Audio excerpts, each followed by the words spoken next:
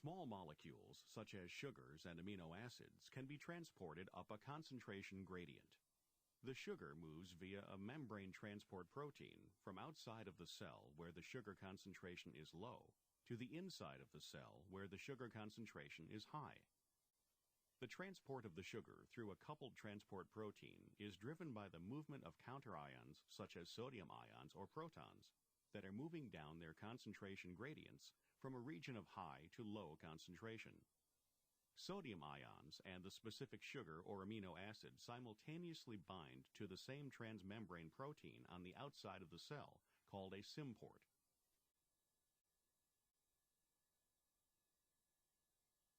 When the counterion is sodium, the low concentration of sodium on the inside of the cell required to transport the sugar is maintained by the sodium-potassium pump, which is powered by ATP.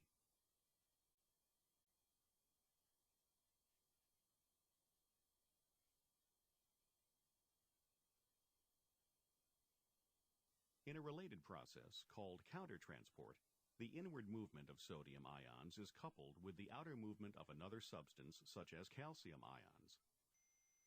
As in cotransport, the sodium ions and the other substance bind to the same transport protein called the antiport, but in this case they bind on opposite sides of the membrane and are moved in opposite directions. The low internal sodium ion concentration is maintained by the sodium-potassium pump.